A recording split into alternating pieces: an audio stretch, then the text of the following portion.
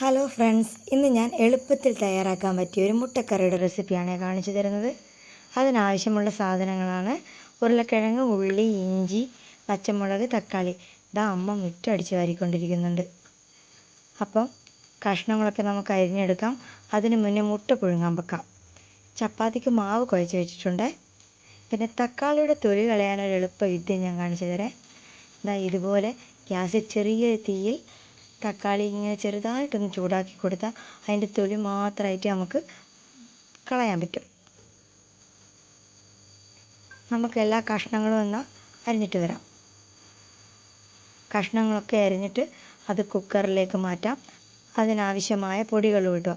കുരുമുളക്, മഞ്ഞൾപ്പൊടി, ഉപ്പ്, കറിവേപ്പില, ഗരം മസാല, ചിക്കൻ മസാല, ഇവയെല്ലാം ഞാൻ കറിയിലിട്ടേക്കുന്നത്.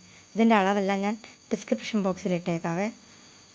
കുക്കറിൽ 2 വിസിൽ വരുന്നവരെ അത് വേവിച്ചെടുക്കാം. അപ്പോഴത്തേക്ക് നമുക്ക് ചപ്പാത്തി ഉണ്ടാക്കിയെടുക്കാം.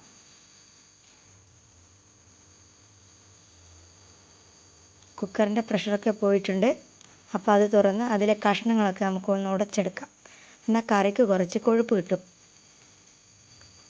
അപ്പം മുട്ടയുടെ തൊലിയൊക്കെ കളഞ്ഞ് വെച്ചിട്ടുണ്ട്. മുട്ട അതിലേക്ക് ഇട്ട് കൊടുക്കാം.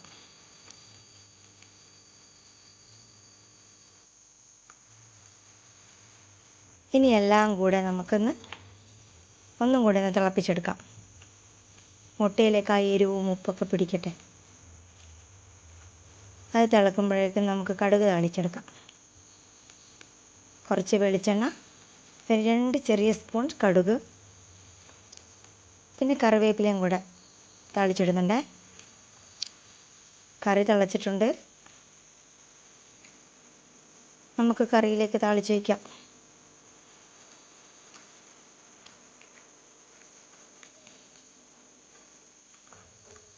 അപ്പം നമ്മളെ മുട്ടക്കറി റെഡി ആയിട്ടുണ്ട്. ഇനി ചപ്പാത്തിയും മുട്ടക്കറിയും എല്ലാവർക്കും സെർവ് ചെയ്യാം.